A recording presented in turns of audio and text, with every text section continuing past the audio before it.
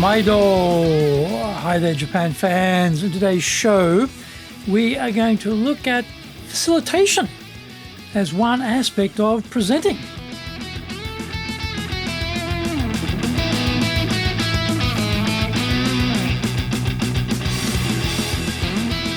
Preseno, master shimasho. This is the fourth year of the Presentation Japan Series podcast, and we are beaming around the world to you from sunny Minato-ku here in Tokyo. And I'm your host, Dr. Greg Storer, your corporate coaching and training guy, committed to your success, the president of Dale Carnegie Training Japan, a best-selling author, Japan Sales Mastery, and Japan Business Mastery, and my new book, Japan Presentations Mastery, will be ready in early 2021. Through this podcast, I want to help you to become a better speaker who is clear, confident, persuasive, and highly influential with those around you. Don't forget to subscribe and share this podcast with your family, friends, and colleagues. We are not being sponsored by Libsyn, but we value your privacy, which is why we have our podcast hosted by Libsyn. Unlike many other hosting organizations, Libsyn have a strict policy that does not allow access to your private information by anyone. Here is our daily podcast lineup on iTunes. Mondays, the Cutting Edge Japan Business Show. Tuesday, the Presentations Japan Series. Every second Tuesday, the Business Tatsujin no Oshie Show. Wednesdays, the Sales Japan Series. Thursdays, the Leadership Japan Series. And every second Thursday, the Business Pro Podcast. Fridays, the Japan Business Mastery Show. Saturdays, Japan's top business interviews. Now, this is episode number 216. And today we're talking about facilitation skills for presenters. In the public arena, most presentations follow a set formula. I speak, I stop, you ask me questions, then I finish up and leave the venue. Inside of companies, though, there will be different types of presentations. We may be creating a new project, getting the team members together and taking them through what we need to do. It might be a report on the progress of the section, where we are with revenues and clients. In some cases, we will be leading a discussion on where we go from here or how we will approach the project. We want people to buy into the direction by helping create it. We might be doing a SWOT analysis as a group to gauge where we are and where we need to be. In these cases, we don't want to be doing all of the talking, and we want others to get involved. One of the problems, though, is that people are hesitant to speak up in meetings.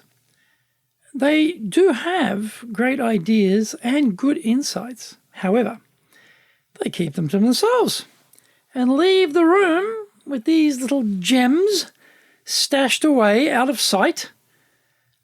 People are not stupid. They've been taught the dangers of speaking up by bad bosses or evil colleagues. At some point, it has happened to them directly, or they saw it happen to a peer. An opinion or comment is shredded on the spot, and humiliation is being handed out in big gobs. Once you experience that for yourself or witness the shredding, you are cautious about what you say and who you say it to. Never forget that the people in our building are up against a bunch of people in another building somewhere in town. The quality of our ideas and our execution of those ideas is what determines who wins in the marketplace. If the ideas of our team are being traumatized at birth, then the other crowd will win. In any meeting, the same confident three people will dominate the airwaves, and all of their ideas will be adopted. There'll be others sitting there with better experience, insights, and ideas who are never heard. There are also cases where the politics is so rife that jealousies and petty squabbles and quarrels impede the development of an all-team approach to beating the competition. We are too busy for them because we are fully occupied squabbling amongst ourselves, or the boss is so dominant no one dares to speak up, so the whole meeting becomes a monologue with the boss talking. This is where the facilitator's role becomes important.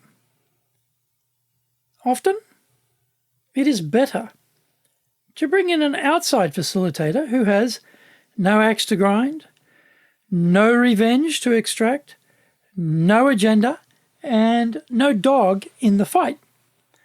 They don't care about the past or hierarchy and are focused on getting the most out of the group in front of them. They are strong, can shut down any crap that some people want to pull when trying to drag the proceedings back into the usual quagmire.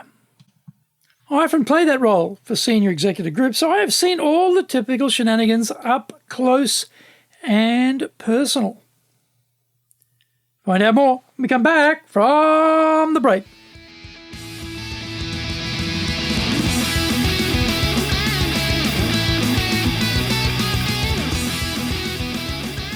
Today's show is brought to you by our public courses, but we also do custom in-house programs. We do them in our super safe classroom or live online. We do them in Japanese. We do them in English. Today's show is sponsored by, on the 18th of December, in our Professional Leadership Series. This time we're looking at planning. On the 22nd of January, also in that Professional Leadership Series, we'll be looking at Manager to Leader, what is required. And on the 29th of January, we'll be doing also another in that series on professional leadership, developing people's potential. Also on the 22nd of January, we'll be doing stress management as well. To find out more detail, go to our website, enjapan.dalecarnegie.com. If you want to do better in Japan, email me, greg.story@dalecarnegie.com. If you like learning by watching videos, we have over 1,000 for you at Japan Dale Carnegie TV on YouTube. We are releasing 3 TV shows every week. Japan's premier business show, the Cutting Edge Japan Business Show, comes out Mondays. Fridays we have Japan Business Mastery Show. Sundays we release Japan's top business interviews where I interview leaders from SMEs all the way up to the corporate captains of industry on one topic, leading in Japan. Every second Thursday, we release the Business Pro Television Show. Don't forget, get the book, my book, The Bible on Selling in Japan, Japan Sales Mastery.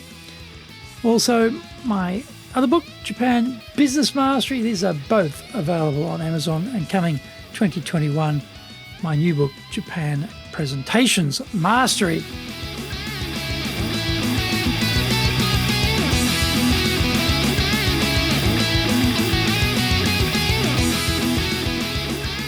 Welcome back. If you are using the DIY, the do-it-yourself approach, then set yourself up for success. Set some clear ground rules at the start, or some of your colleagues will try to hijack control away from you and engage in their own agendas. Control who gets to speak and for how long. This is important because if you want to suppress the few noisy ones, you have to have the authority to tell them nicely to shut up and let others speak. Sounds good. except when the person who's doing too much talking is the boss or one of the senior heavyweights who enjoy throwing their weight around. Bit of a tricky situation there for your career. If you do the right thing, you may be in the big shots bad books and future retribution is headed your way. Set the rules and get everyone to agree to them up front, including the corporate nobles as well as the hoi polloi. When you want to shut them down, you just cut them off while they are droning on and sweetly say, "Thank you for your insights, and I want to follow our agreement that we will seek enough time for everyone to contribute. So let me ask you to please finish your current point, and then I will get some other comments." You won't get fired for that one. The other problem is getting people to speak up without someone else trying to destroy them because they disagree with what they are saying or because they have a grudge or whatever. We set the rules that any comments will come in two forms: what you like about what they just said and your suggestions for taking their idea to a further and better place. Also, that except for you, no one else is allowed to cut anyone off when they are speaking. It will happen. And then angelically you say, "Thank you, Tom, and please allow me to play my role as facilitator. Note that I am glad you are ready to weigh in. Also, please let me allow Mariko to finish her point first. Then you can tell us what you liked about it and then how we can make it even better." You won't get fired for that either if Tom is one of the big bosses. Make the meeting rules the sole arbiter of correct behavior rather than yourself. Get everyone to agree before you start. Be an exemplar of tact, good manners, and humility when you assume the regal crown of controlling the meeting. Internal facilitators are walking around in a minefield, so always nobble the boss before you agree to take the role. Get their support and agreement to allow you to shut them or any other worthies down if you have to. This facilitator gig is not for the faint-hearted.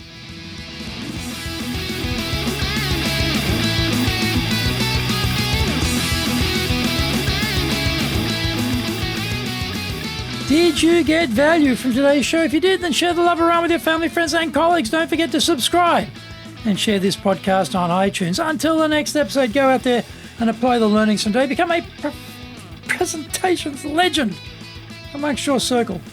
Thank you for listening, and please tune in next week. Remember, I'm your corporate coaching and training guy, committed to your success here in Nippon.